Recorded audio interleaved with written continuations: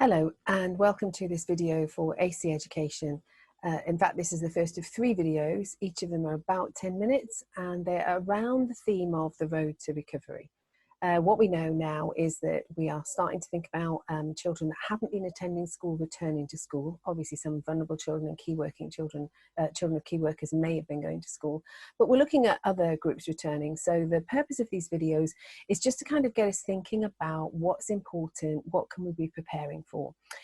My name is Sheila Mulvenney. I am an ex-head teacher of virtual schools for children in care in various local authorities, and now I deliver training to schools and teachers around topics related to vulnerable children, but also to foster carers and sometimes to social workers.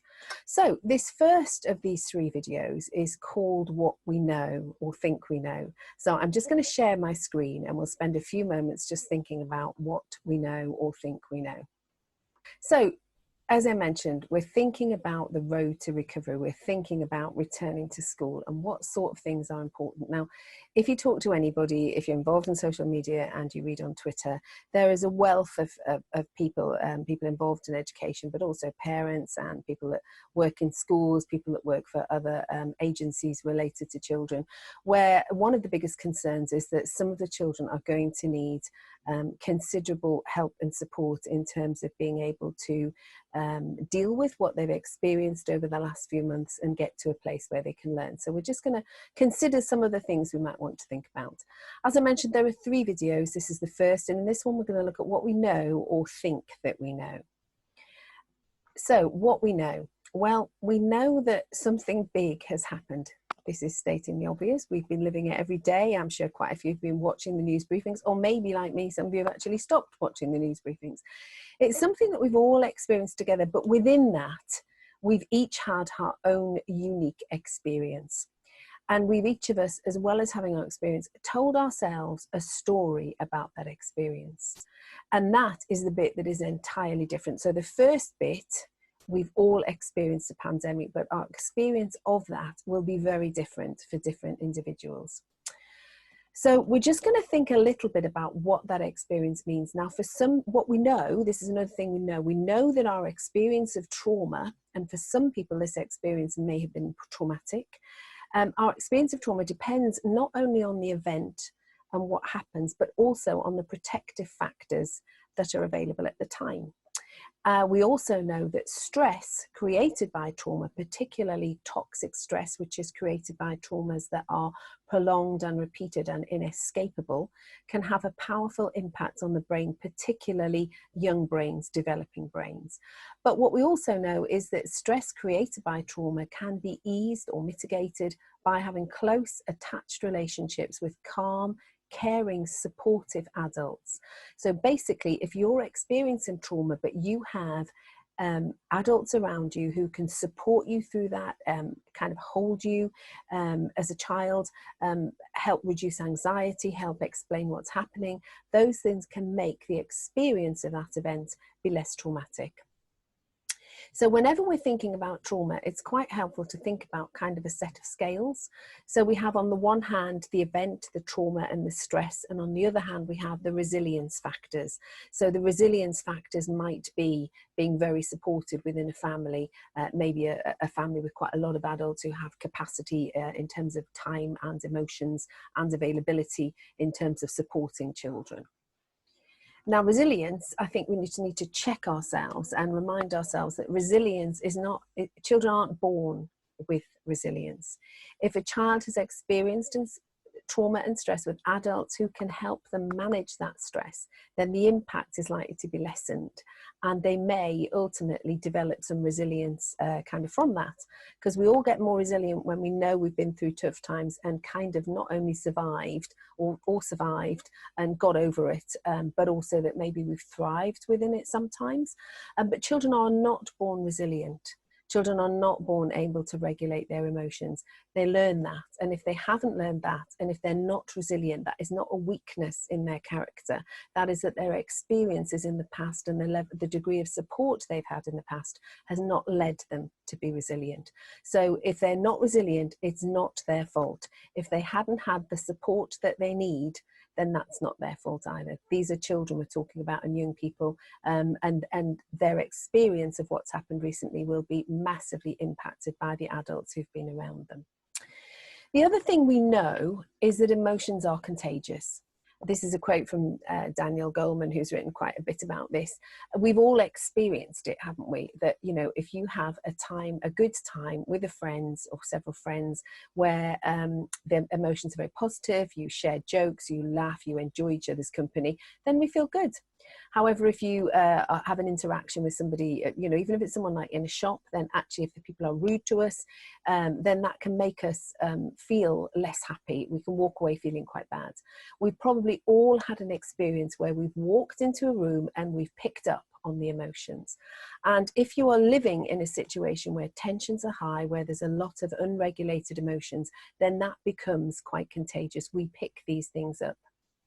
So let's just think about what we know for the children that might be coming back to your school, or sort of children that you may be working with. Well, we know that some children will have experienced very high levels of stress themselves. Children are all individuals, they're all different, they will pick up different things, they will interpret things in different ways, and of course children of different ages will have found different things stressful. We also know that some children will have had parents who have been very stressed and very anxious, and that's not a criticism. We all deal differently with things. Some people will have had jobs that have maybe led them to feel very anxious. Other people might have had huge financial worries. They might have had relatives who they're worried about. So this is not a criticism in any way. It's just acknowledging that we know that some of the children will have been, if they've not been attending school, will have been in a home situation with adults who've been very stressed. We also know that some children will have experienced significant deprivation. There's been a lot of articles recently about the fact that, you know, we know that a lot of families are living in poverty, quite close to the breadline, and with the security of school having disappeared for some in terms of things like free school meals, which I know some of which were continued, then actually there could have been very real deprivation for some families. We know some live in overcrowded housing, which again can raise the stress levels of everybody within them. Some children will also have possibly witnessed conflict and violence, massively scary and terrifying for a child. Some may have been exposed to neglect and abuse. These are just harsh facts that we are painfully aware of. Others will have felt bored, lonely, anxious, afraid, and isolated. And of course, some children will have experienced loss. In some ways, almost every child has experienced loss because they've lost going to school. And we're going to come on to whether that was a good thing or a bad thing for that individual child, but actually that's a loss. We know that year 11s probably haven't had a prom. It all happened very suddenly for year 11s and they lost the chance of doing their exams. For year 13s, the same. And of course for the year 12s, year 10s are probably feeling in quite a quandary about what's going to happen in terms of, you know, the work that they've missed. But then of course some people will have experienced very real loss in terms of bereavement, and all sorts of other losses. Maybe the finances in the household, so they can't buy what they used to buy. Some might be under threat of losing their home. Parents might have lost jobs, which all will again increase the stress. So there's all sorts of loss that some children will have experienced. Other children, however, will have been more relaxed than ever. They may have found not going to school absolutely brilliant. And that's something else that we know. Some children have said, actually, well, parents have reported that some of their children are not that sad about not going to school, because of course for some children school represents massive pressure, and not going to school may have actually reduced a lot of stress and pressure. Now we can't know exactly who those children are, but the children that find the work hard for a whole variety of reasons might have found there's a pressure off. The children who may have experienced bullying or not having a very solid peer group actually might have found a pressure off if they're worrying every break time who they're going to talk to, who they're going to play with. Children who have special educational needs, you know, there's lots of reports of how difficult some of those children have found school, and they might have found it a reduced pressure. parents may have therefore had pressure eased, and certainly I was doing a webinar just the other week for some foster carers, and one of them was saying that actually they found it quite helpful not having to race about to different schools to get children to different places on time and get them to appointments on time, racing different, different parts of the city. So actually they might have had the pressure eased, and of course if the parent is relaxed, again that will be contagious and will spread to the child. Some children may have experienced a complete relaxation of the rules. Now, sometimes as adults, we might think, well, that's not good. And children, we all know we need boundaries and we need a sense of routine to function well. But actually, the children might have found that a real win.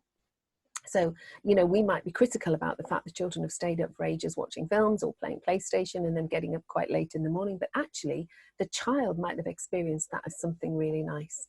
And some children, of course, will have had a great time. There'll be some children who have had lots of new fun experiences supported by adults. They might have had a lot more of attention and attachment to the adults that they've been with. They might have had parents that suddenly have time. So they've got time to spend with them and chill in their pajamas till midday reading stories or watching television. They might have had parents that have taken them out on walks through the woods and things that maybe they wouldn't get the time to do ordinarily. And then, of course, we have another group of children where they might have still been going to school. And some of them, that might have been brilliant. They might have loved it. They might have really liked the fact that they were still able to see friends. But others might have felt a bit resentful that they were still having to go to school when others maybe weren't. So we have all of these different experiences, and this video is entitled What We Know. And I think I just want to explore the idea, I want for us to explore the idea that actually we think we know all sorts of things, but actually what we don't really know is what is each individual child's story, or indeed adults. What is your story? And how do you interpret what's been happening? Because that frames how we see the experience, whether we see it as something that has been quite positive overall for us. And I've spoken to a lot of adults that even though they found aspects of this very difficult, they have found other aspects really, really good. So it's about this notion of letting go of what we maybe think we know and actually finding out what are the stories of the children who are going to be returning to school. And in the next video, we will explore that a little bit more. So I hope to see you again soon.